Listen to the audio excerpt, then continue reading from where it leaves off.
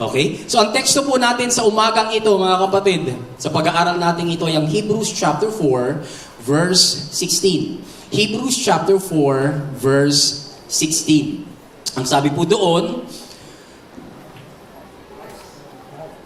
let us then approach God's throne of grace with confidence, so that we may receive mercy and find grace to help us in our time of need. Okay? So sa umagang ito, pag-usapan po natin, pag-aralan po natin ang isang mensahe, ayun na, nakabold na. Pinamagatan po nating God's throne of grace. Sabay-sabay nga ako natin sabihin, God's throne of grace. Okay? So, sa pag-aaral po natin yan, at I think mas mauunawaan po natin yung verse 16, yung teksto po natin, kapag umatras-atras po tayo ng kaunti doon sa verse 14 and 15. So mamaya po natin babalikan yung teksto natin. No? Mas mauunawaan po natin yung verse 16 kapag tinignan po natin yung verses 14 and 15. Ito po yun. Therefore, since we have a great high priest, ano raw po meron tayo mga kapatid? A great high priest who has ascended into heaven. Nasa na rin po yung high priest na yon? Nasa heaven. Sino daw po yung high priest na yun mga kapatid?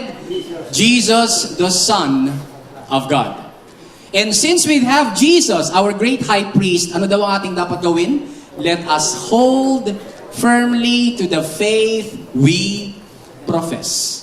Ang sabi sa verse 15 mga kapatid, for we do not have a high priest who is unable to empathize with our weaknesses, but we have one who has been tempted in every way, just as we are, yet he did not sin. So pag-usapan mo muna natin sa verses 14 and 15, si Jesus bilang high priest. Pastor, ano ba yung high priest? Saan ba nagsimula yung high priest? Alam niyo po, sa lumang kasunduan, doon sa Old Covenant, sa kautusan ni Moises, napakahalaga po ng trabaho ng isang high priest o punong saserdote sa religious life ng mga Israelita noon. Sabihin nga natin noon. Siya po ay may pangunahing tungkulin na mag-alay ng mga sakripisyong hayop para sa kasalanan ng mga tao at pati na sa kanyang sarili kasi tao din siya. So dahil para makapag-alay siya ng alay niya para sa mga Israelita, makasalanan din siya, kailangan niya munang mag-alay din para sa kanyang sarili muna. So kailan po yun? Once a year, tuwing Day of Atonement, mga kapatid, pumapasok po yung high priest doon sa Holy of Holies para maghandog po ng dugo ng hayop para sa ikapagtatakip ng kasalanan ng mga Israelita. Pati na yung rebellion nila. Hindi natin pupuntahan yan, pero isulat niyo po ito, Leviticus chapter 16, 15, and 16. No? Diyan po yan nakalagay na nag-aalay po yung high priest. Kaya lang, sabihin natin, kaya lang, yung kanila po mga pag-aalay, paulit-ulit. Sabihin natin, paulit-ulit. Paulit-ulit dahil yung mga sakripisyo po nila doon sa Old Covenant of the Law of Moses, hindi naman po epektibo sa pag-aalis, kumpletong pag-aalis ng mga kasalanan ng mga Israelita, kundi pansamantalang nagtatakip lang ng mga kasalanan nila at ng mga rebellion nila. Now, kung kayo po ang tatanungin, gusto mo ba ng trabahong paulit-ulit? Sino po rito ang gusto ng trabahong paulit-ulit? Nilinis mo na, tapos hindi pumasa, ulitin mo na naman. Gusto mo ba yun? Na tayo po ay paulit-ulit. Ayaw po natin ang trabaho, kailangan paulit-ulitin. Ba't kailangan ulit-ulitin? Kasi nga hindi naging epektibo. Sa unang laba, marumi pa rin ang kwelyo, kaya uulitin na naman. Nagluluto ka, napatabang, kasi dahil mo nilagay na tubig, dadagyan mo ng asin. O ng patis. O ng bagong, kung ano man yung tinitimpla mo. Napaalat ka na naman. Ano na naman? Tubig na naman. Napatabang ka ulit. Ulit. Ayaw po natin yun, lalo na po pag nagbe-bake ka. No? Pag nagkamali ka ng sukat, okay lang sa mga luto pero pag nagbe-bake, Sister Faith? Boy, dapat ay eksakto ang mga sukat ng dry ingredients at saka mga ng wet ingredients. Dahil pag hindi, sabi sa katabi mo, uulit ka. At yun ang ayaw po natin, mga kapatid. Yung paulit-ulit. Sabi po sa Hebrews chapter 10, verses 1 to 4, ito po yung nangyari sa kanila. The law, ako na po naglagay noong mga numbers na may parenthesis, para makita lang po natin ano ang definition ng law o ano ang mga prinsipyo tungkol sa law na makikita natin sa verses 1 to 4.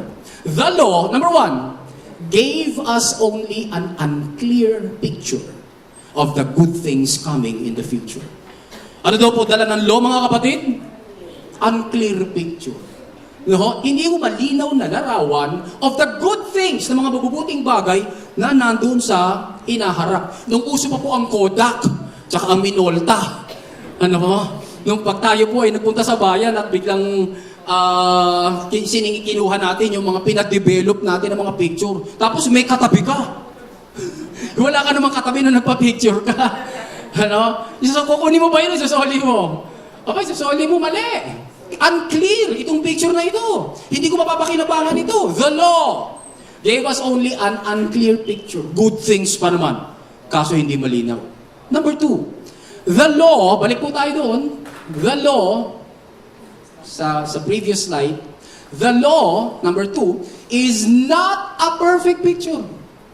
Unclear picture na, hindi pa perfect picture of the real things. Gusto mo ba na pag kinunan ka, di ba pag ikaw na nga lang nagse-selfie, nakakailang ka? No, kasi ayaw mo yung parang mas maganda yata sa kaliwa. No, hindi pa sa'yo. Kaya bago mo ma-post, naghahanap ka tuloy ng yung magandang angulo mo, baka hindi perfect picture. The law does not give us a perfect picture of the real things. Susunod. Saya po doon, binabasa po natin yung verse. The law, number 3, tells people to offer the same sacrifices every year. Paulit-ulit, same sacrifices. Kaya naman, those who come to worship God continue to offer those sacrifices. Nagtutuloy po yung offering nila ng same sacrifices. Bakit? Because the law, number 4, can never make them perfect. Pag nagpasakop ka ba sa 10 Commandments, mape-perfect ka? Hindi. Hindi ka mape-perfect. Doon na nga tayo galing eh. Tama ba mga kapatid? Doon na tayo galing, pero kulang ka pa rin.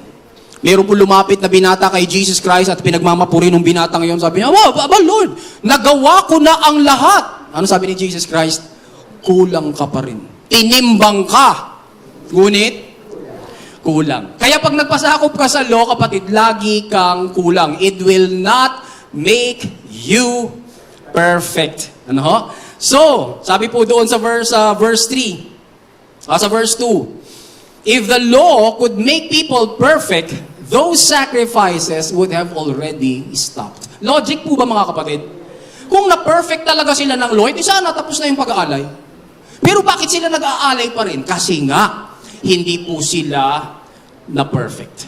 No? They would have already be clean from their sins. And they would not still feel guilty. Okay? Pero, sabi sa verse 3, but that is not what happens. Sabi mo sa katabi mo, that is not what happens.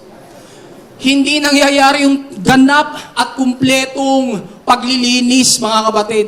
Bakit? Kasi nga, the law cannot make you perfect. Therefore, yung sacrifices po nila, actually, balik po tayo doon sa last slide. Di ba po natin nababasa? Yan. Their sacrifices make them remember their sins every year. Sa halip na yung sacrifices po nila, makapaglinis sa kanila, baliktad. Yung sacrifices pa po nila, mga kapatid, ang nagpapaalala sa kanila na sila po ay marumi pa rin. Pero ikaw isang Israelita, may hawak-hawak kang tupa. Taon-taon may dala kang tupa. Sasabihin sa'yo nung tupa na dala mo, makasalanan ka na naman kasi ngayong taon to, kaya ako na naman ang dala mo. So sa tuwing magdadala sila taon-taon, para sa Day of Atonement, mga kapatid, yung alay nila, supposed to be naglilinis po sa kanila perfectly, pag tinignan nila yon, nagpapaalala yun sa kanila na sila po ay guilty. Na sila po ay makasalanan. No, baliktad. Kaya nakakalungkot. Sa halip na blessing yung alay na yon, yung alay yung nagpapaalala that you are not yet perfect. Why? Verse 4. Because it is not possible. Sabihin nga natin, it is not possible. Ano po ang hindi possible, mga kapatid? For the blood of bulls and goats to take away sins. Okay? Kaya ang lahat po ng naroon sa Old Covenant of the Law of Moses, anino lamang ni Kristo. Kaya naman, ito na po ang sabi sa atin sa Colossians chapter 2, 16 to 17. Sabi doon, therefore, do not let anyone judge you by what you eat or drink, or with regard to a religious festival, a new moon celebration, or a Sabbath day. Huwag mong hayaan na husgahan ka at gamitin sa iyo yung kautusan, no? Hindi mo ginawa ito, hindi mo nakailigtaan mo na naman ito. Huwag mong hayaang may manghusga sa iyo. Dahil lahat ng ito ay utos, nakakabigat. Sabi sa verse 17, ito yung liberating truth. These are a what?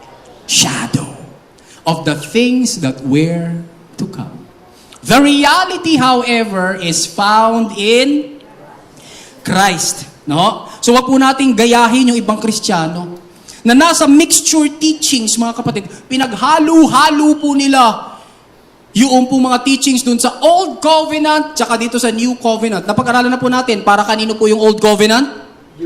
Sa mga Hudyo. Hudyo ka ba? Hindi. Therefore, hindi para sa iyo yun. Kaso ang nangyari, mga kapatid, sa Christianity ngayon, mga kapatid, pinag-halo-halo po nila, natakbo pa rin po sila doon sa Old Covenant. In fact, meron po mga churches na nagpapasok po ng mga simbolo na nandoon sa Old Covenant. Sa kanila pong stage, meron pong mga kandelabra. Yun ay para sa Hudyo. No? Ang church ay under grace. Pero nagpapasok po sila at patuloy na sineselebrate yung mga religious festivals and celebrations ng Israel, ay hindi naman po sila mga Hudyo. Sabi mo sa katabi mo, no to mixture. No? Kaya po ngayon, yung mga tupa, nalilito. Akala po ng mga tupa, pwede sa kanila yun. Of course, mga kapatid, pag binasa po natin yung Bible, no, binabasa po natin yung, kinukuha po natin yung principle. Hindi po yung precept. Pag sinabi po nating precept, nagsunog siya ng alay. Yun po yung precept. Nabasa po natin. Pero ang principle behind dun sa pagsusunog niya o pag-aalay niya ng hayop ay worship. Pwede ba tayo mag-worship ngayon? Hindi ka na nga lang magsusunog ng alay. Amen, mga kapatid? Ang ginagawa po natin ngayon, umaawit. Sabi mo sa katabi mo, awit tayo. Ang ginagawa po natin ngayon, nagkakaloob, naglilingkod. Yun na po yung principle behind doon po sa precept ng pag-aalay nila ng hayop noon. No? So pansinin po natin, these are a shadow of the good things. At ang reality ay si Kristo. Ipinailalim na po ng Diyos ang kanyang church sa iisa lamang po na covenant. Ano pong covenant yun, mga kapatid? A new covenant of grace. Kaya tayo po ngayon, hindi po tayo nasa ilalim ng law. Sabi ng Romans 6:14, we are only under grace. At para hindi ka malito na anak ng Diyos na nasa loob ng kanyang iglesia, nasa loob ng kanyang church, ginawa na po ni God na obsolete yung old covenant of the law. Ang sabi ng Hebrews 8:13, binabalikan po natin, alam na ho natin to, pero nire-review ulit natin. When God speaks of a new covenant or agreement, ano ginawa ni God? He makes the first one what? What? Obsolete. Ano po ibig sabihin ng obsolete? Out of use. Ano pong out of use? Yung old covenant. Kaya hindi po tayo gumagamit doon, hindi po natin pinupuntahan yun. No, kaya nga lagi ko pong tinatanong sa inyo, mga kapatid, no? Ano ang makakabusog sa iyo? Anino ng footlong o yung tunay na footlong? Sagot po, mga kapatid. Aba, yung tunay. Nakakabusog ba yung anino? Hindi. Saan ka mas comfortable na humiga, kapatid? Sa anino ng Uratex bed o sa tunay na Uratex bed? Sa tunay na Uratex bed. Ano ang gusto mong akapin, kapatid? Yung picture o anino ng minamahal mo na nasa abroad o yung mainit na katawan nung minamahal mo kagagaling sa abroad? Sagot po, mga kapatid. Magtsatsaga ka ba sa picture? Aba, hindi. No, kung nandyan na po yung reality, mga kapatid, ang aakapin mo, hindi yung picture. Ang aakapin mo, mga kapatid, ay yung mainit na katawan. Amen, mga kapatid?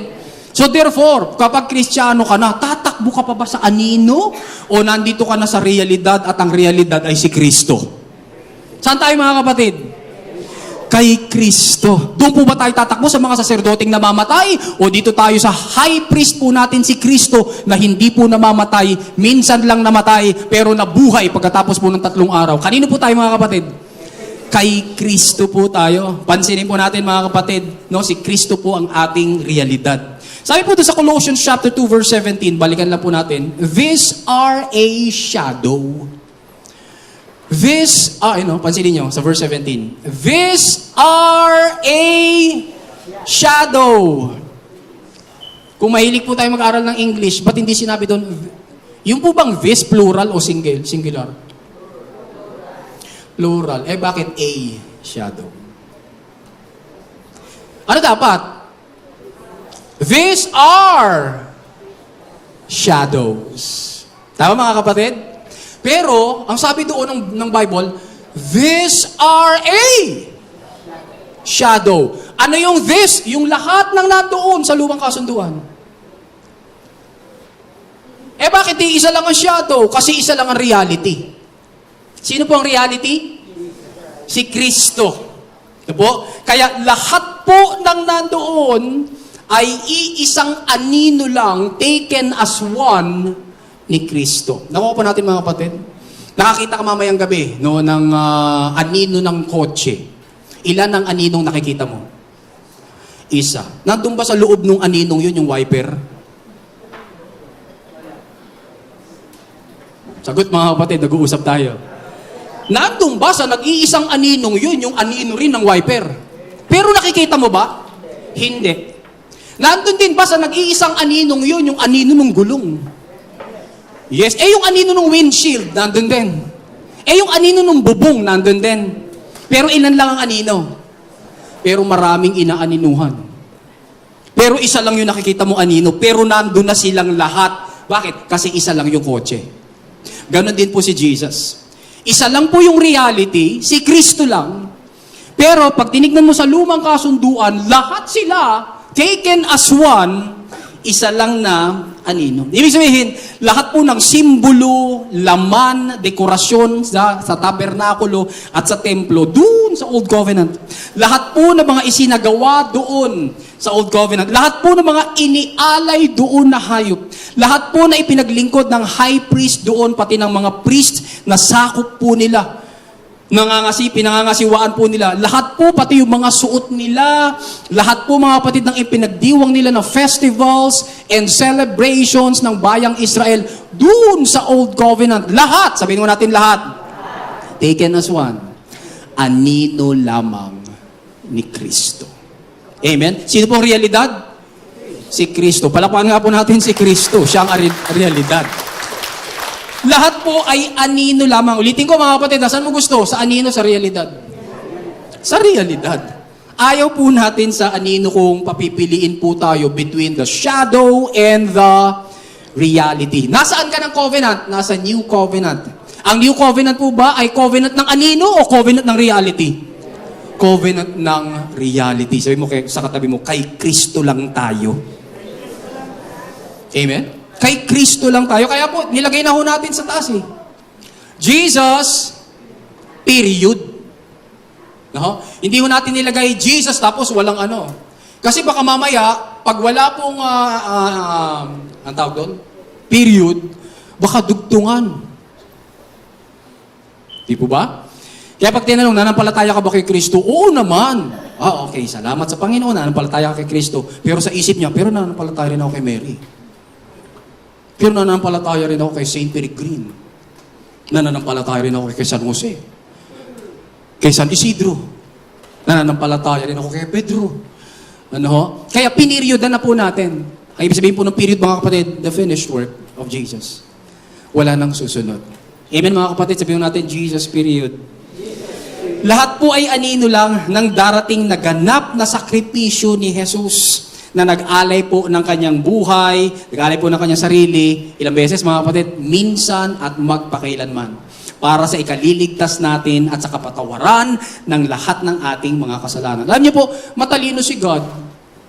Matalino po ang Diyos. Bakit? Sapagkat nais niya na kay Kristo lamang po tayo mag-concentrate dito sa bagong tipan ng biyaya.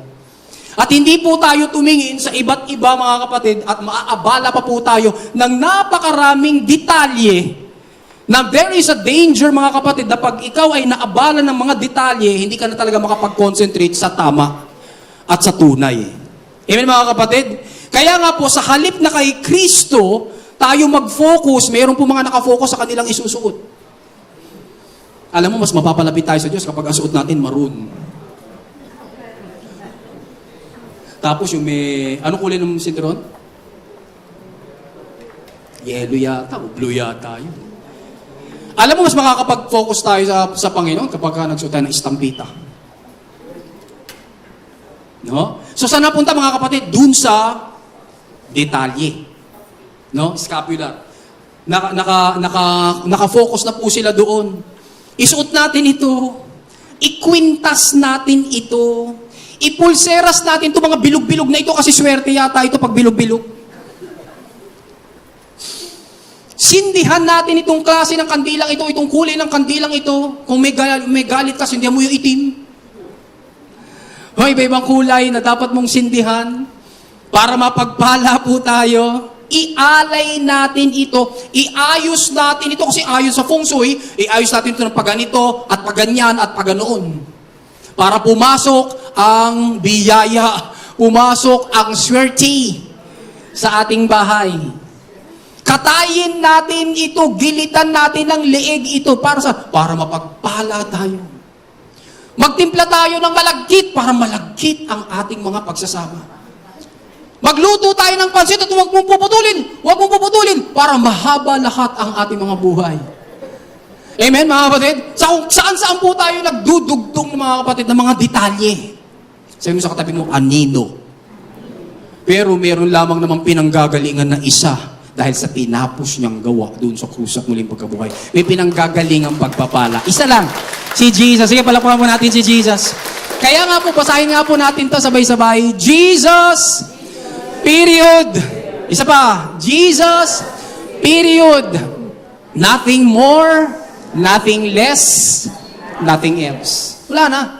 Kay Jesus lang po tayo mag-concentrate. Ano? Bakit? Kasi sabi sa Hebrews chapter 12 verse 2, we must never, sabi natin never. Ano ang never? We must never stop looking to Jesus. Kanino tayo titingin mga kapatid? Kay Jesus. Hindi po sa zodiac sign mo. Kay Jesus lamang po tayo titingin. Bakit? Because He is the leader of our faith. And He is the one who makes our faith complete. Ba't maghahanap ka pa sa iba? Bakit maghahanap ka kapatid sa Tanduay tsaka sa Red Horse? Ba't maghahanap ka sa Yosi mo? Bakit ka maghahanap ng kakumpletuhan mo sa tinatayaan mo? Kay Kristo lang. No? He is the leader of our faith. Siya po yung nagpasimula ng ating pananampalataya. And then, siya rin po yung kumukumpleto ng ating pananampalataya. Tanong, sinong gustong lumago sa pananampalataya niya? O, kung gusto mong lumago, kanino ka titingin? Kay Jesus lang. No? Kay Kristo lang. Nothing more, nothing less, nothing else. Kaya, kay Jesus lang po tayo magtuon at mag-focus kasi siya po ang realidad, hindi po siya anino. Wala na po tayo sa panahon ng mga anino, nasa panahon na po tayo ng realidad. Kaya naman, hindi mo pwedeng sabihin kay Jesus ako dumidepende ng kaligtasan, pero pagdating sa pang-araw-araw kong pamumuhay Kristiyano, kay Moises ako magpapatulong. Kasi marami pong Kristiyano, ganun. No? Umasa sila kay Jesus para maligtas sila, tapos nung naging Christian na po sila, takbo sila sa Old Covenant. Sabi nila, Moises, turuan mo nga ako kung paano ko ipapamuhay ang buhay Kristiyano. Samantalang ang buhay Kristiyano nasa New Covenant. Hindi natin pwedeng sabihin mga kapatid na kay Kristo po tayo, kay Jesus tayo aasa ng langit, pero pagdating po sa ating moralidad, dito po sa lupa mga kapatid, aasa tayo sa Ten Commandments. Tanong mga kapatid, memorize mo yung Ten Commandments? Sumagot na si Pastor Rodel, ako din, hindi ko memorize. Ikaw, memorize mo? Ay, paano mo papamuhay kung hindi pala memorize? Hindi mo naman pala memorize. Paano mo papamuhay? At kung sakaling memorize mo man ang Ten Commandments, alam mo ba kapatid, na ayon sa 2 Corinthians chapter 3, no, verses 6 to 9, ang Ten Commandments, ang law, ay ministry of death and condemnation. Ito ay ministeryo ng death at condemnation. Kaya ang law, mga kapatid, kapag ikaw ay nagkasala, pag ikaw ay nagkamali, sabihin ng law, yan! Mali ka. Nagkasala ka. Kinukondem ka kagad. Samantalang tayo, under grace, pag nagkasala po tayo, sabihin ni Jesus Christ, pinatawad na kita sa iyong mga kasalanan. Bumangon ka at huwag ka nang magkasala. Amen, mga kapatid? Magkaiba. Kaya nga po yung babaeng tila daw nahuli sa pangangalo niya. Di ho ba? No, nung babatuhin na sana siya, pero sabi ni Jesus Christ, oy, di maunang bumato yung walang kasalanan. Nakarinig po yung babae, hindi siya makatingin. Nakarinig po yung babae ng mga tunog. Tug, tug, tug, tug, tug, tug, tug, tug, tug, tug, tug, tug, tug. Bagsakan lahat yung mga bato ng mga, babato sana sa kanila. Tapos sabi ni Jesus Christ, mayroon pa bang babato sa'yo? Wala na po. Mayroon bang kumukundi na sa'yo? Wala na po. Hindi rin kita kinukundi na. Go and sin no more. Ano pong niregalo sa kanya ni Jesus Christ? Yung gift of no condemnation. Sino ang babato sana doon sa mga babae? Under the what covenant? Under the law. Pero sino nagpalaya doon sa babae? Sa babae? Si Jesus, who is the originator of the new covenant of grace. Hallelujah. Praise God. Kaya po kanino tayo? Sa anino ba? Sa realidad? Sa realidad? Kay Kristo. Dito po tayo sa ating high priest. Okay? Kaya mga kapatid, sabi sa 2 Corinthians chapter 3 verses 6 to 9, wag po tayo dun sa old covenant. Bakit? Because the law is the ministry of death and condemnation. Okay? Kung tatanungin ko kayo mga kapatid, dahil ba sa ginawa ni Jesus na siya nating high priest, ay wala na po tayong hanggang kaligtas? Meron po ba tayong walang hanggang kaligtasan? Ang kaligtasan mo ba kapatid ay eternal? Because of Jesus? Sagot po kayo na parang naniniwala nga talaga kayo. Kasi parang yung mga sagot ng iba parang sa impyerno ang punta. Parang hindi tiyak kung langit eh. Dahil ba kay Jesus mga kapatid, tiyak ka ba na ikaw ay eternally saved?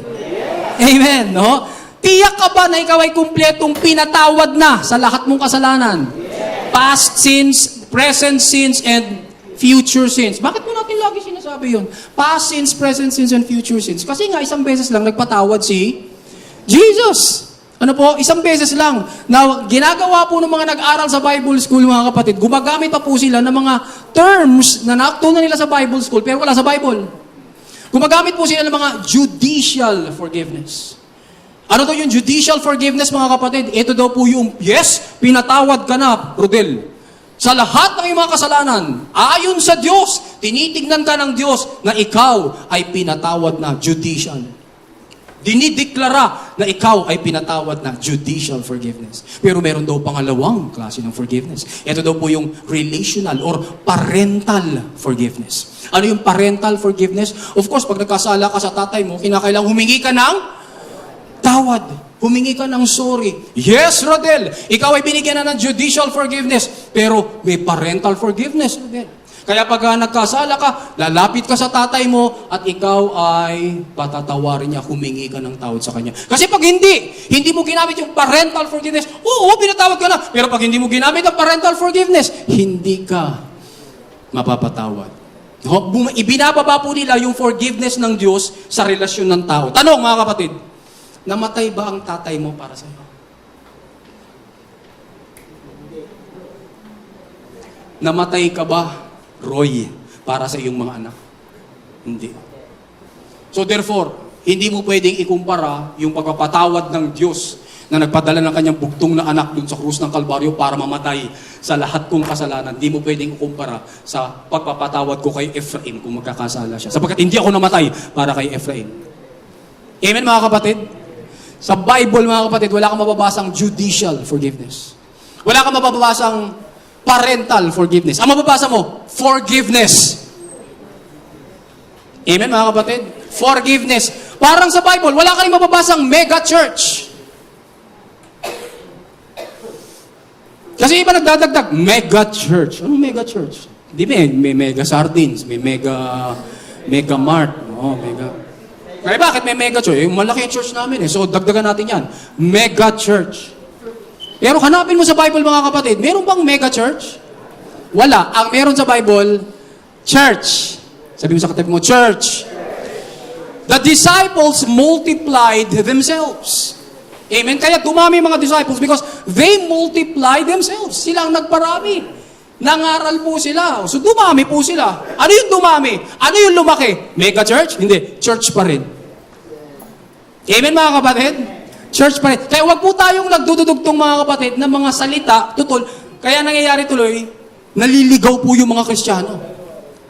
Naliligaw po tayo, nalilito tayo. No? Tapos pagka nasa mega church ka, titingnan mo na yung mga mini church. No? Na maliliit lang kayo, kaya namin kayo masagasahan. Mini church kayo eh. Minuscule church. Minute church. Magkakaroon na ngayon ng mga,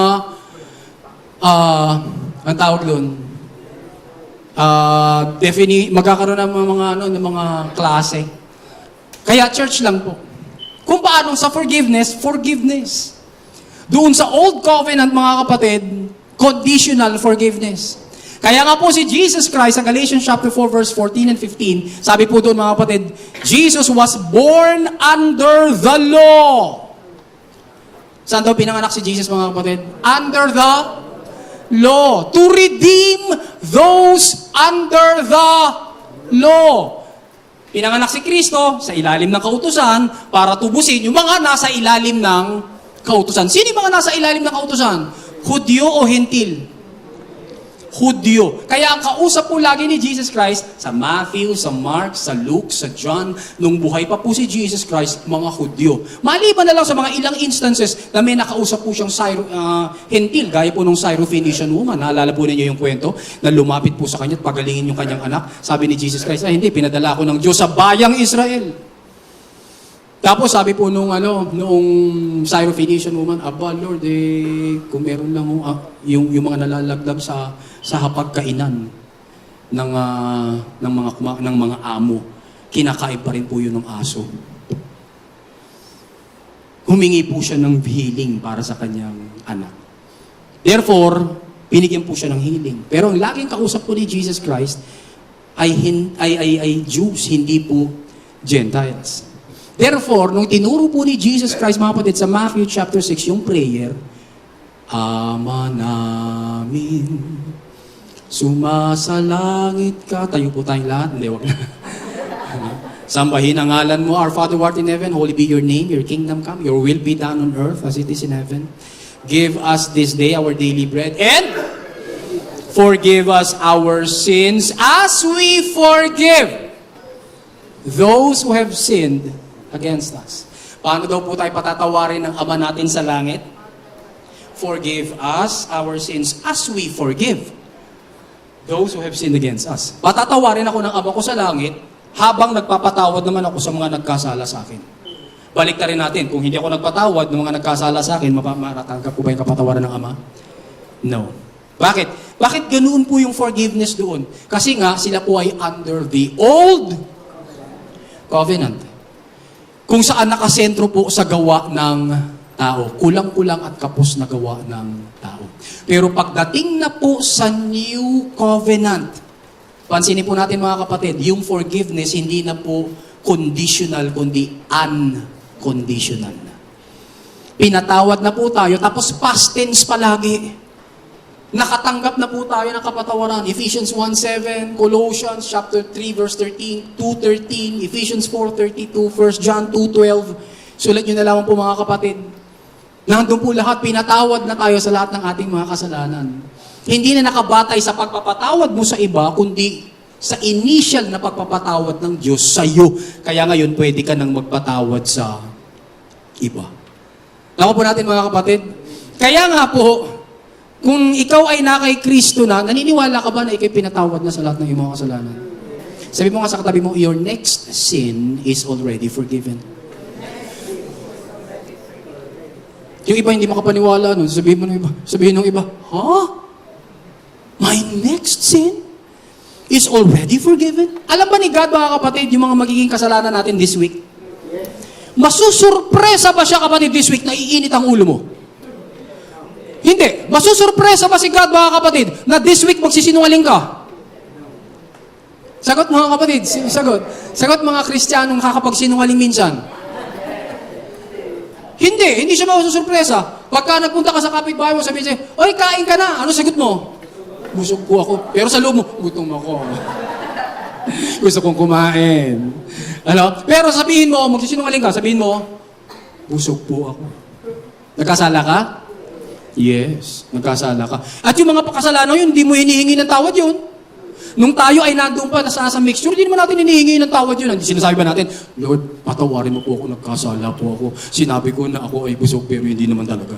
Ginagawa mo ba yun, kapatid? Hindi mo yung ginagawa. Yari ka. Kung ang batayan ay dahil sa iyong paghingi ng tawad, patay ka. Hindi ka papasok sa langit. Why? Because one sin will prevent you from entering heaven. Isang kasalanan lang na mayroon ka, hindi ka napapasok sa langit. Ba't ka papasok sa langit? Kasi pinatawad na ni Lord yung lahat mong kasalanan. Amen, mga kapatid? Simple, kasi pinatawad na niya ang lahat mong kasalanan. Now, ito bang katotohanan ito, mga kapatid, na pinatawad na ni Lord, lahat kong kasalanan ay magtutulak sa akin para magwala sa mundong ito? Kayo ba, mga kapatid, na nalaman nyo na pinatawad na ang lahat ng inyong mga kasalanan, nagwawala kayo sa kasalanan? Hindi, mga kapatid. Tayo pong lahat under grace, mga kapatid, sinasabi natin, ang bait naman ng Diyos, pinatawad niya ang lahat kong kasalanan. Ayaw ko nang magkasala. Amen? At talagang ayaw mo nang magkasala. Bakit? Sapagkat binigyan ka niya ng bagong kalikasan. Kasi mahirap, mga kapatid, pinatay na pala yung luma mong pagkatao doon sa krus ng Kalbaryo, tapos ikaw pala ay pwede pang magkasala.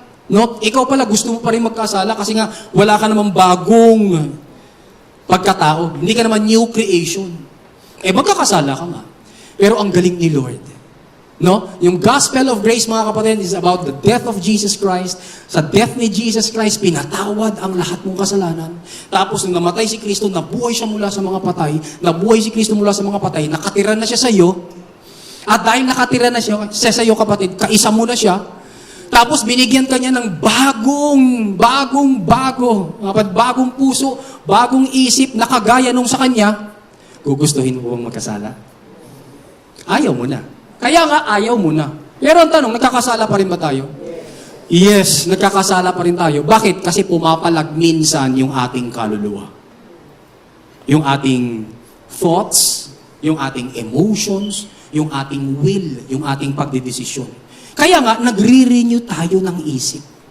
Kaya nga, nag-aaral tayo ng salita ng Diyos. Para pag napag-aralan mo yung mga katotohanan yan, mag-a-adjust na yung iyong isipin. Ayoko na nga pala ng gano'n. Oo nga, no. Ganun pala, no. Okay, nag-a-adjust ka na ngayon. Pag nag-adjust na yung isip mo, bababa na yan sa iyong katawan kasi ang nagdidikta naman ng pamumuhay mo, pamumuhay ng katawan mo, yung isip mo. Tama, mga kapatid? At ang inuutosan ng isip mo, yung emosyon mo.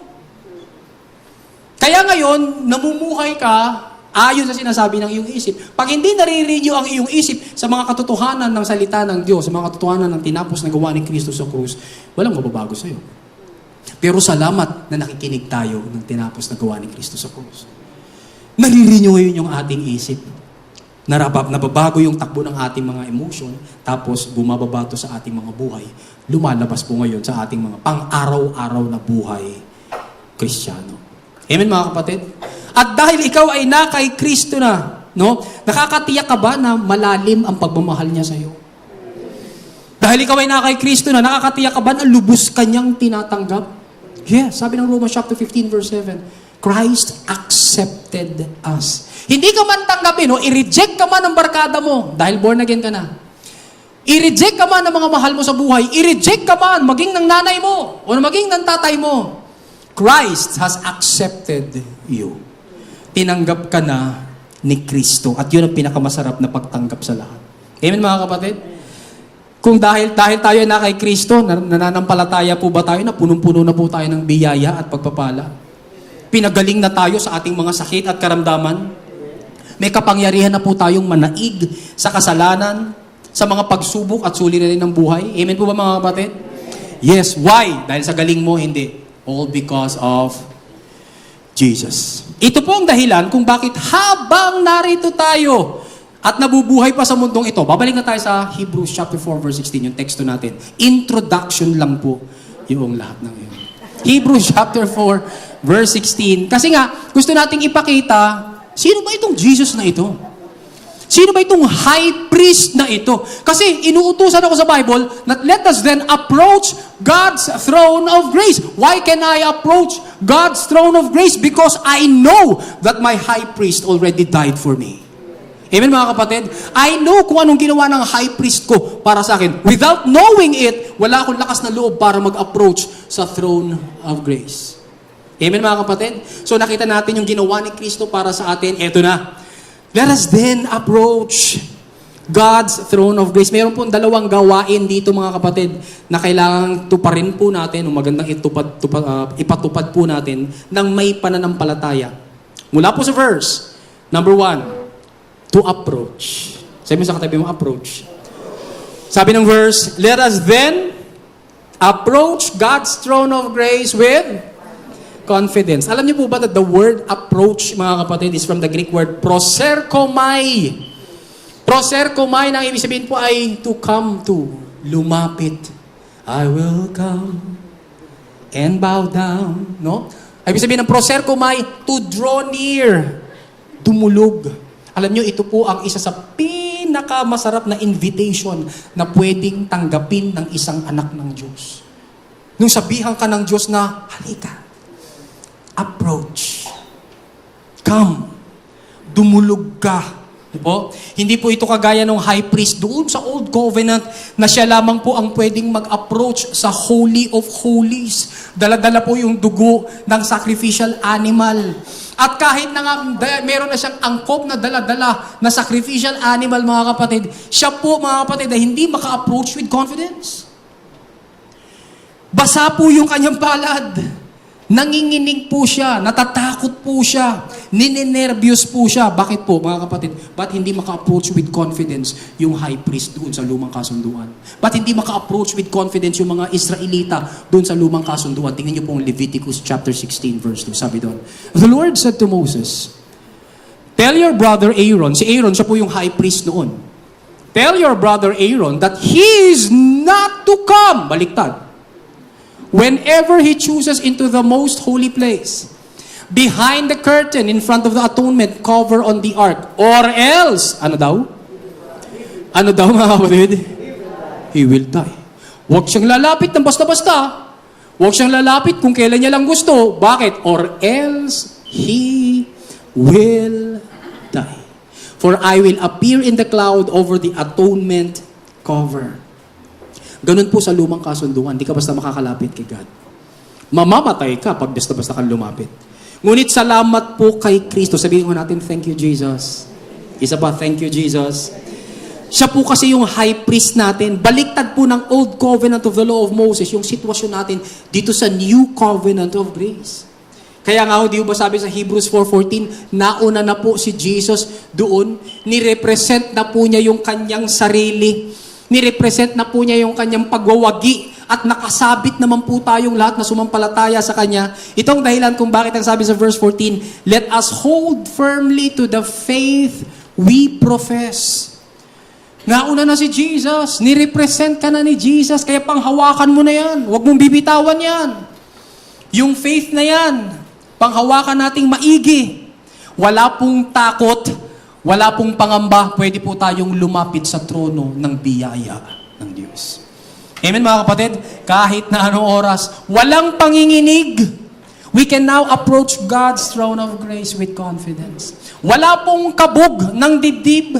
Wala po mga kapatid na basang palad. Wala pong nervyos mga kapatid.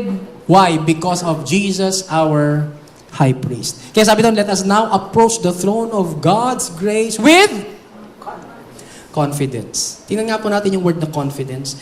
The word confidence, mga kapatid, is the Greek word paresia. Na ang ibig sabihin po ay assurance. Boldness. Free from fear, with liberty. Sa Tagalog translations, para daw po tayo lalapit sa Diyos, may lakas ng loob. Kaya pag may problema ka kapatid, meron ka mga dalahin, may mga pasanin ka, may mga suliranin ka, huwag kang lumayo sa Diyos. Sapagkat inaanyayahan po tayo ng Diyos na lumapit ng may lakas ng loob. Naalala ko po yung illustration ng isang presidente ng Estados Unidos, ng United States. Noon, matagal na. Nakikipag-meeting daw siya. Si yata si JFK.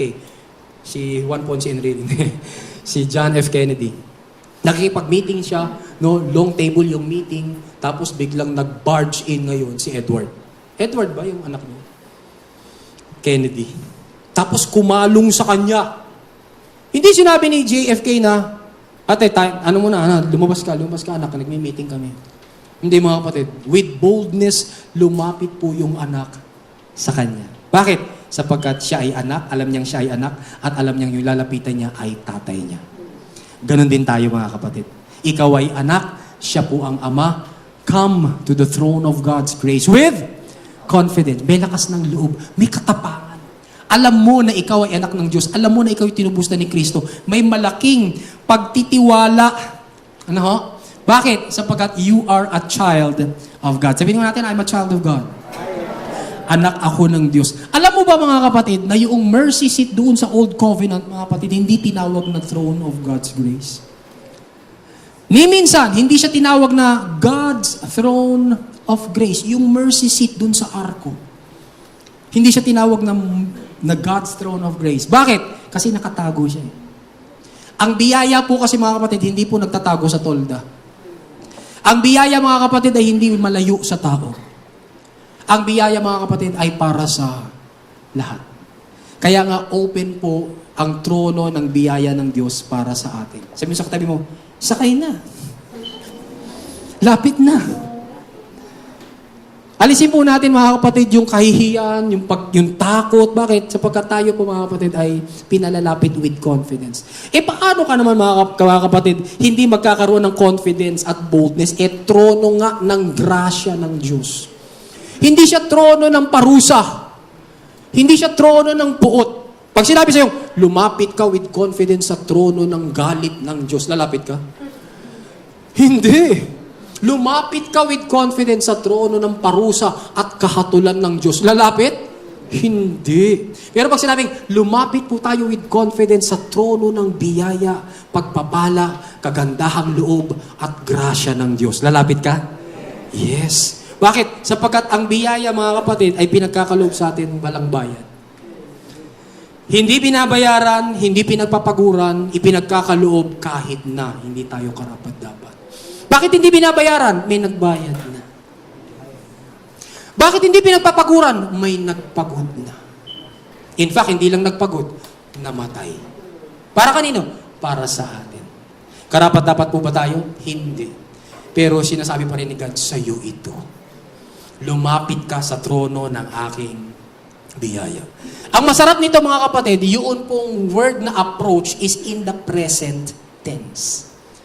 Hindi sinabi dong, you will approach. Hindi. You approach, tapos na. You miss the opportunity to approach. Hindi. Sabi doon, approach. It is always in the present tense. So kung nakapag-approach ka ba ngayon, Sunday, pwede ka ba mag-approach bukas, Monday? Yes. Sa Tuesday? Pagdating mo sa Wednesday, pwede? Yes. Anytime, pwede? Yes. Bakit? Because it is always in the present tense. Pwede tayo mag-approach anytime para humingi ng ating mga pangangailangan. Alam nyo, this exhortation, mga kapatid, ng Hebrews chapter 4, verse 16, nagpapatunay lamang talaga that the new covenant, mga kapatid, is truly far superior than the old covenant. Gusto mo bang nabuhay ka nung panahon ni Moises? Alam niyo, nung bago pa lang ako Kristiyano, nababasa ko yung mga ginawa ni Moses. Lagi ko sinasabi, sana nabuhay ako nung panahon ni Moises, no? Biruin mo, nahati yung dagat. Biruin mo, yung mga sawa, no? Naging tungkod. Tapos yung tungkod, naging sawa. Sana nabuhay ako nung mga panahon ni Moses. Doon po nasa mixture pa po ako. Pero ngayon, nagpupuri po ako at nagpapasalamat sa Panginoon na dito tayo nabuhay sa new covenant of grace. Hallelujah! Bakit? Aba, kung nabuhay ka doon, naku, pagka hindi ka perfect, mapaparusahan ka, mapapatay ka. Pero dito mga kapatid, no, tinanggap na po ni Kristo ang lahat ng parusa. At kapag tayo po ay nag-approach, mga kapatid, ano ang blessing? Roman numeral number 2. To accept. To accept. Sabihin natin to accept. Ano sabi ng verse, mga kapatid? So that we may what? Receive. Anong i-receive natin? Mercy. And find grace to help us in our time of need. Sabi po sa Tagalog, sa Filipino Standard Version, upang tumanggap tayo. Sino po gusto tumanggap? Kung gusto mong tumanggap, dapat mag-approach. Amen mga kapatid? Kasi hindi ka tatanggap kung hindi ka approach. Eh, available na naman. Ang kailangan lang po natin, mag-approach. Upang tumanggap po tayo ng awa at makatagpo ng biyaya na makatutulong sa panahon ng ating pangangailangan. Napansin po ba natin mga kapatid na yung phrase na, so that, no? So that, sabi doon, ito po ay nagpapakita, nagbibigay ng assurance sa atin ng mga anak ng Diyos na dahil po kay Kristo, na siya po nating high priest, ang bawat paglapit po natin sa trono ng biyaya ng Diyos ay mayroon po mga kapatid opportunity na tumanggap. Let us then approach God's throne of grace with confidence so that, gusto mo ba yung so that? Mga kapatid, may kausap po ba ako nito? Gusto mo ba nung so that? Therefore, approach. At pag ikaw naman ay nag-approach, you will receive the so that. Nakuha natin mga kapatid? So that, sabi doon, we may receive mercy. No? So ano-ano po yung mga outcome mga kapatid pag nag-approach po tayo? Una, letter A, mercy is received. Mercy is received. Ang awa ay matatanggap. Pero pong isang bata, malikot po si bata, mga 8 years old na po siya. No? At dahil malikot po siya, takbo po siya ng takbo sa bahay, nakabasag po siya ng kanilang mamahaling vase. Sabi po ng iba, vase. No? At dahil nabasag po niya yung mamahaling vase o vase, no? Ano po nangyari? Natakot po siya, umiyak po siya, nakita po siya ng kanyang tatay na nagmamahal sa kanya. Anong ginawa ng tatay? Hindi po siya pinarusahan. Ang ginawa ng tatay, lumuhod yung tatay sa harapan niya, pinahiran yung kanyang luha. At tapos pagkatapos sabi niya, halika anak, buuin natin itong nabasag mo. Hindi siya nakatanggap ng parusa. Anong tawag doon mga kapatid? Yung hindi mo natanggap yung dapat natanggapin mo? Awa. Awa. Mercy. Ano po? Mercy ang tawag po doon. Ang sa Diyos na mercy, mga kapatid, is the Greek word eleos. Eleos. Ano po itong mercy na ito? Ito po yung panlabas na pagpapakita niya ng pity o habag. Kinaawaan ka ni God, kapatid. Kapag nahihirapan ka, kapag may suffering ka, kinakaawaan po tayo ng Diyos. Hindi nalilingid sa Diyos, mga kapatid, kapag umiiyak ka, na ikaw lamang ang nakakaalam kung bakit ka umiiyak. Pag umiiyak ka sa gabi, o may kinalulungkot ka, o mayroon kang problemang hindi mo masabi sa ibang tao, God is there. And His mercy is available for you. Isang pakikiramay sa atin dahil mayroon siyang sapat na kayamanan na pantulong tuwing nagdurusa po tayo. No? Yun po yung mercy. Ganun po ang ginawa niya sa atin nung iligtas niya tayo. Kaya ba natin iligtas sa mga sarili natin? Hindi. Hindi po natin kayang iligtas sa mga sarili natin kahit ang dami na natin ginawang mabuti, kulang. Sapagkat hindi naman tayo maliligtas ng ating mabubuting gawa. Nakita yun ng Diyos. Nakita ng Diyos yung puso natin na gusto nating maligtas. Pinadala niya si Kristo. At dahil sa ginawa ni Kristo dun sa krus ng Kalbaryo, pinadama ng Diyos sa atin yung kanyang love, yung kanyang awa. Sapagkat wala po tayong kayang gawin. At nung maligtas ka na at nung ikaw ay anak na ng Diyos, meron ka pa rin ba mga kapatid na mga bagay na hindi mo kayang gawin? Yes. Pag lumapit ka sa trono ng biyaya ng Diyos, makakatanggap ka ng awa. Sabihin nga natin, laging naaawa sa akin ng Diyos. Kaya lapit po tayo sa trono ng biyaya ng Diyos. May suffering ka ba? May pinagdudusahan ka ba ngayon? Kahit hindi mo sabihin sa ibang tao, sabihin mo kay God. You will receive mercy. tatanggap po tayo ng mercy. At dahil available na nga kasi yung mercy niya, mga kapatid, yung verb na receive is the Greek word lambano. No? Ang ibig sabihin po, mga kapatid, yung lambano conveys a sense of take. Sabi nga natin, kunin. Seize, sunggaban. Lay hold, tanganan. No? Yung iba po sa atin, hirap na tumanggap kay God. Pero sinabi ng Bible, kunin mo yan. Sunggaban mo yan. Tanganan mo na yan. Yung mercy ng Diyos. No? At ang mercy, yung word na receive is nasa active voice. Ibig sabihin, ikaw yung magde-decide na tumanggap. Hindi po ibang tao ang tatanggap, ikaw ang may choice na tumanggap. Therefore, mga kapatid, lumapit na po tayo sa trono ng kaluwalhatian at biyaya ng Diyos. Nakakalungkot lamang po na doon sa aklat ng Hebrews, may mga hindi po tumanggap. Bakit po? Tingnan po natin itong mga reasons.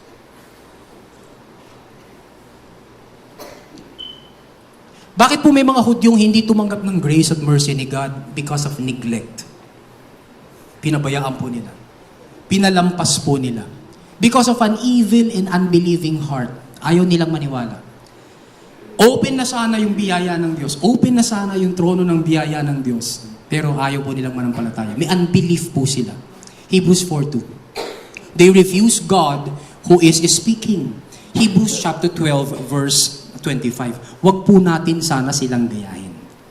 Sumampalataya po tayo kay Kristo. Tanggapin ang kanyang habag. Tingnan po natin to isa pa. Letter B. Ano po yung tatanggapin natin? Mercy is not only received, letter B, grace is found. Pag nag-approach tayo sa trono ng kaluwalhatian ng Diyos, makakatanggap po tayo ng grace. Alam na po natin yung grace, that is charis. No? Yan yung biyaya ng Diyos, libreng pabor na di binabayaran, ulitin ko po, hindi pinagtatrabahuhan, ibinibigay kahit na hindi tayo karapat-dapat. May nagtanong, Pastor, ano kaibahan ng justice, ng mercy at ng grace? Tingnan po natin ito. Justice is when we receive what we deserve. Kung tumawid ka sa isang tawiran na bawal tumawid doon, pinituhan ka ng pulis, at nung pagkapito sa iyo, ikaw ay nahuli, no? At ikaw ay pinagwalis ng isang araw o 2 araw o 3 araw dahil nag-jaywalking ka. Anong tawag doon, mga kapatid? Justice. Tinanggap mo ba yung dapat lang kasi deserving ka? Yes. Yun po yung hustisya. Yan yung maraming hinahanap ng mga tao ngayon. Hustisya. Kaso, dahil hindi nila mahanap, ang tawag doon, justice. Okay? Habang wala pa yung justice, just tiis. Pero pag tinanggap mo, tinatanggap mo nga kasi because you deserve it. Okay? Pero ano po yung mercy? Mercy is when we do not receive what we deserve. Kapag hindi po natin tinanggap ang karapat-dapat naman sa atin, gaya nung batang iyon. Sa halip na pagalitan siya ng tatay niya at paluin siya, no, o murahin siya ng kanyang tatay, hindi niya tinanggap yun. Kinahabagan siya ng kanyang tatay. No? Ano ang grace? Grace is when we receive what we do not deserve. Ang biyaya ay kapag tumatanggap po tayo ng mga bagay na hindi naman natin deserving. Kung sakaling ikaw ay pinanganak na makasalanan, lahat naman tayo pinanganak na makasalanan, at hindi na ipinadala si Kristo para iligtas po tayo, mga kapatid, at lahat tayo ay pinadala ng Diyos sa dagat-dagatang apoy ng impyerno, tama lang ba yun? Tama lang ba yun, mga kapatid, na pinadala ka sa dagat-dagatang apoy ng impyerno? Kasi nga makasalanan kayo. Yes, that is justice. Pero, anong ginawa ng Diyos? Hindi niya binigay sa atin yung impyerno. Anong tawag doon? Mercy. Kinahabagan tayo ng Diyos. Tapos, hindi niya lang hindi binigay sa atin yung impyerno, ibinigay niya pa sa atin yung langit. Anong tawag doon? Grace. Amen, mga kapatid? Hindi binigay sa atin yung karapat-dapat sa atin, which is impyerno, tapos ibinigay sa atin yung hindi naman karapat-dapat sa atin, which is yung langit. Anong ginawa mo, kapatid? Nagrelihiyon ka kasi? Hindi. Sumampalataya ka lang. Nanalig ka lang kay Kristo. Yun po yung grace, mga kapatid. Matatampuan, masusumpungan din po natin yung grace pag nag-approach po tayo sa trono ng kaluwalhatian ng Diyos. May pangatlo pa, mga kapatid. Gusto niyo pa? May pangatlo pa. Letter C. Help is given. Yun ang sabi ng verse. That we might receive grace and find mercy and help in time of need. Okay? Meron po kasing tatlong kasinungalingan na humahad lang po sa atin para hindi po tayo tumanggap ng mercy at grace.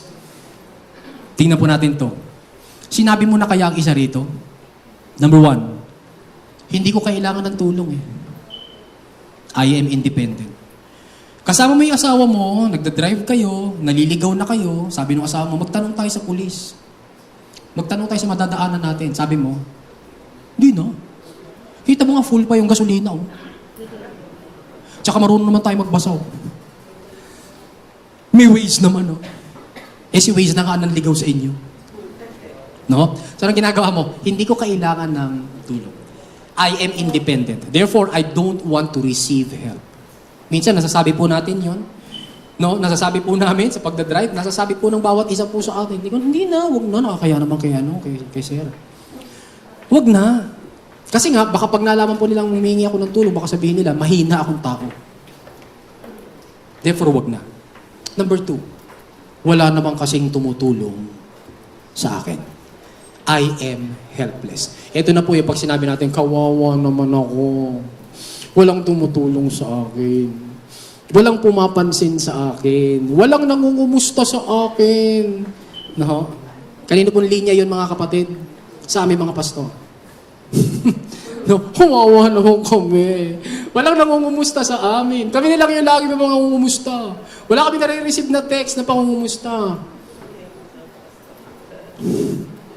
Kasi malakas daw kami. Superman daw kami. Kasi malalim na raw kami sa pananampalataya. No? Kaya nga po, walang tumutulong sa amin. I am helpless. Okay? Ba't pa ako hingi ng tulong? Helpless na ngayon. Number 3, kasi nungalingan. Ayaw tumulong ng Diyos. Yan ang pinakamatindi. Nandun ka sa suffering mo, nandun ka sa pagdurusa mo, nandun ka sa kahirapan, meron kang pangangailangan, tapos sasabihin sa tanan sa'yo, talagang iniwang ka na ng Diyos. Ayaw kang tulungan ng Diyos. Kasi nungalingan yan, mga kapatid. Bakit? Tingnan po natin yung katotohanan. Psalm 46 verse 1. God was our refuge and strength. Tama ba, mga kapatid? God was our refuge and strength. Wala na, noon pa yun. Noon pa siya refuge and strength, pero ngayon di na. Yung ba sabi, mga kapatid? No. God is our refuge and strength. Anytime basahin mo yan, laging yang is. Anytime na kung may pangangailangan ka, lagi yang is. Kahit na anong panahon, kahit na anong araw, kahit na anong buwan, nabasahin mo yan, God is our refuge and strength. Ito matindi. In-expand pa. Always ready to help in times of trouble. Dahil siya daw po yung refuge natin, siya daw po yung ating strength, ano daw kaya niyang gawin, mga kapatid? He's always ready. Ano kayang iniintay ni God na always ready siya? Sinong iniintay kaya ni God? Tayo. Na anong gawin natin? To approach. Kasi nga ready na siya eh. Di po ba, mga kapatid? Ready na siya eh. Kaya kapag nagbibihi si Mrs., tapos, halimbawa sinabi kay Mr., "Oy, ano? Alis na ba tayo?" Sabi ni Mr., "Kanina pa, lakad na ako ng lakad dito. Ready na ako." Oh. Ikaw na lang iniintay. Kaya hindi tayo makaalis kasi nga hindi ka pa bumababa. Pero halika na. Kanina pa ako ready. Si God ganun din. Hindi natin dapat pagdudahan si God at sabihin natin kay God, "God, ready ka ba? God, nasa iyo ba ang solusyon? God, mahal mo ba ako? God, pag nag-approach ba ako, makakasumpong ba ako ng biyaya at awa at tulong sa panahon na kailangan ko?" Sabi ni God, I am always ready. Palakpakan nga po natin si God. Hallelujah. Naghihintay lang ng paglapit natin. Always ready to help in times of trouble. Ayun yung parang ka-equal, mga kapatid, nung Hebrews 4:16. Tatanggap tayo ng help in our time of need. Ito naman sa lumang kasunduan, in times of trouble. So what is your time of need? When you are in trouble. And when you are in trouble, it means you are in need. Sabi sa katabi mo, lapit na. Lapit na po tayo. The word help, mga kapatid, is the Greek word boiphia. Ito po yung critical assistance that meets an urgent situation, delivering the very needed aid. Meron kang mga tinitignan-tignan na mga pwedeng panggalingan ng iyong pagkakagastusan. Pag tinawagan ko ito, pag tinext ko lang siya, baka makakalapit ako sa kanya. Baka naman makakautang ako dito. Baka naman may matanggap akong biyaya mula dito sa taong ito, dito sa grupong ito, etc., etc. No, mga kapatid, si God po nakakaalam ng help na kailangan mo. And sometimes, pag hindi pa binibigay ni God yung help, parang help pa rin. Bakit? Kasi nga pag hindi pa niya binibigay yung help, ikaw ay pinalalago pa niya sa iyong karakter. Parang pag pinapalago ka niya sa iyong karakter, para pagdating mo doon sa karakter na yon, no? Ikaw ay bagay nang tanggapin yung blessing na yon. Amen, mga kapatid? Pwede ka nang tumanggap ng blessing na yun kasi pinalago ka na ni God doon sa karakter na yon. Wala po yung iniwan, mga kapatid, sa isang nag-aaral ng keyboard. Huwag mo muna siyang bigyan ng talagang matinding keyboard. Bigyan mo lang muna siya ng Casio. Kasi nag-aaral pa lamang naman siya. Ano po? Hayaan mo munang gumaling siya. At pag gumaling siya, saka mo na siya bigyan ng maganda-ganda. Parang ganoon din po sa atin. No? Minsan may mga hinihingi po tayo sa harap ng Diyos, pero yung karakter po natin hindi pa sapat. Hindi pa ayos para maging blessing talaga sa atin to. Kasi baka mawaldas lang natin tong blessing na ito. And pag ganun, mga kapatid, pag sinasabi ng Lord na, bibigay ko sa iyo to, pero ako yung hintayin mo Habang hindi niya binibigay, help pa rin yun. Tulong pa rin yun, mga kapatid. Tapos kapag kaya mo nang tanggapin, ayan na, bibigay na ng Panginoon. Kaya nga sa Bible, mga kapatid, hindi po lahat instant healing. May mga na-heal na instant, no? Pero may mga na-heal na dahan-dahan. Yung bulag, mga kapatid, sabi ni Jesus Christ, okay, ano na nakikita mo? Malabo pa po eh. Tapos sabi ng bulag, parang nakakita po ako ng mga tao pero parang itsurang puno eh. Dahan-dahan. Tapos hanggang sa luminaw na. Ganon din po yung blessing ni Lord sa atin. Sometimes may mga blessing po si Lord sa atin na instant. No? Anong kagandahan doon, mga kapatid? No, doon po tayo laging natutuwa. Yay! Instant! Yay! Ang galing ni Lord! Ang galing ni Lord! Pero minsan natitest po tayo. Alam natin kalooban ng Diyos, pero bakit hindi pa binibigay sa atin? Yung pala, dinidevelop pa ni Lord yung ating character. And in that sense, mga kapatid, napakaganda na magsabi pa rin tayo kay Lord, Lord, thank you, Lord. Salamat, alam kong kalooban mo ito. Kaya lang, Lord, salamat na minaayos mo pa rin po ako hanggang ngayon. Amen, mga kapatid? So, yung pag-aayos sa atin ni Lord na yon, help pa rin yun. Ang mercy at grace ng Diyos, ang kanyang pantulong sa atin, no, sa mga crisis at urgent situations. And I pray, mga kapatid, kung dumadaan ka man sa suffering ngayon, kung may pinagdadaanan ka man, huwag mong suluhin yan. Huwag mo ikwento sa iba, ikwento mo kagad kay God. Kasi sabi doon, no, let us then approach the throne of God's grace. Nabuhay na po yung high priest natin. Meron na po siyang kapangyarihan, pinagkaloob po sa atin. May ticket na po tayo. Ano sabi po sa bus, mga kapatid? Nung tayo po ay maliliit pa, ngayon hindi ko niyata napabasa yon. Please keep ticket for inspection. Sumagot yung matatanda. yung mga hindi na nakasakay ng bus na may nakalagay, please keep ticket for inspection. Sino ang ticket mo, kapatid, sa langit? Si Kristo. Huwag mo nang bitawan, kapatid, yung katotohanan na si Kristo ay sumasayo, na si Kristo ay tinapos na niya yung lahat dun sa krus ng Kalbaryo. Keep Him! Ano? Kasi pagdating ng langit, pagdating mo sa langit, siya lang po yung ticket mo. Hindi yung galing mo, hindi yung husay mo, hindi yung pinag-aralan mo, hindi yung bank account mo, kahit 40 pa ang kotse mo. No? Hindi yan. Kundi si Kristo lang. Sabi nga natin, si Kristo lang. So mag-iiwan po ako sa inyo ng tanong mga kapatid, are we regularly drawing near to the throne of God's grace? Are we fully embracing our privilege as a follower of Christ? Ano pa? Meron pa po ba? Drawing near to the throne of grace is a reflection of our faith or trust. Pag lumalapit ka, yung automatic na. Pag may problema ka, kay God kagad. No? Nauuna si God kaysa kay Luwiler. Nauna si God kaysa kay Kumare. Automatic yun. Drawing near to the throne of grace is a reflection of our faith or trust. That at His throne, we will obtain all that we need to live for Him and serve Him. Ano pong take away natin mga kapatid? Because sabi-sabi nga natin basahin. Because I have all the help I need from God's throne of grace, through Jesus, my high priest, I will always come and draw near. Amen mga kapatid? So wag po tayong humiya, lapit po tayong lagi kay Lord. Palakpakan po natin si Lord. Thank you, Jesus. Thank you, Lord. Praise God. Salamat po, Panginoon, na kahit na anong oras, maaari po kaming lumapit sa trono ng iyong biyaya, O Diyos. Dahil po sa inyo, dahil po kayo ang aming dakilang saserdote, na nauna na sa amin sa kalangitan, inihanda niyo na po, Panginoon, ang mga sagot sa amin.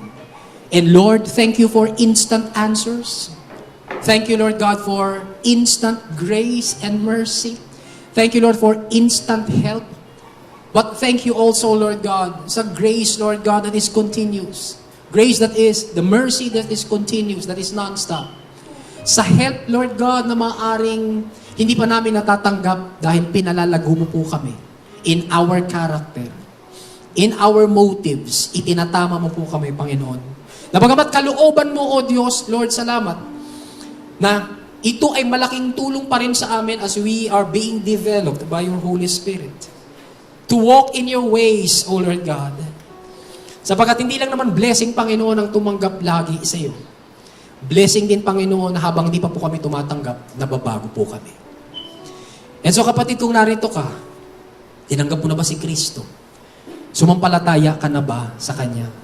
Kinilala mo na ba siya na yung Panginoon at tagapagligtas? Huwag mong palampasin ang pagkakataong ito, nandito ka sa bulwagan, o ikaw ay nanonood ngayon sa online. O kung mapapanood mo to sa anumang oras ng pag-upload ng video message na ito sa Facebook o sa YouTube, sampalatayanan mo si Kristo. Nais kitang anyayahan sa isang maikling panalangin ng pagkilala kay Kristo upang ikaw ay maligtas. Kung gusto mo, manalangin tayo. Sabihin mo, Panginoong Jesus, ako po ay isang makasalanan. Salamat po, namatay ka sa krus para sa akin. Salamat, Jesus. Inialay mo ang iyong buhay para sa akin. Sumasampalataya ako sa iyo. Nagtitiwala sa tinapos mong gawa sa krus at muling pagkabuhay. Ako ngayon ay ligtas. Hindi dahil sa aking kabutihan, kundi dahil sa iyong mayamang biyaya. Sa pangalan mo, Jesus. Amen. Ako na lamang po mananalangin, Lord, kilala mo po ang taong iyon, ang mga taong iyon, ang mga lalaki at babae, matanda, bata na sumampalataya sa iyo sa oras na ito. Maraming salamat po. Natutulungan mo po kami na akayin po sila, i-lead po sila into a deeper acknowledgement of all the good things that we have because of Jesus. Maraming salamat po, Panginoon. Natutulungan mo kami, Panginoon, maging blessing sa kanila. At kung malayo man sila, Panginoon, sa Jesus Our Abundant Life Church, ikaw po, Panginoon, ang mag-lead sa kanila sa isang church na ang tinuturo ay ang tinapos na gawa ni Kristo sa krus at sa kanyang muling pagkabuhay upang sila'y lumago, mapalakas, mapatatag. In Jesus' name I pray. Amen and amen, amen. Handa po natin yung ating mga puso, mga kapatid. Tayo po ay magkakaroon ng breaking of the bread.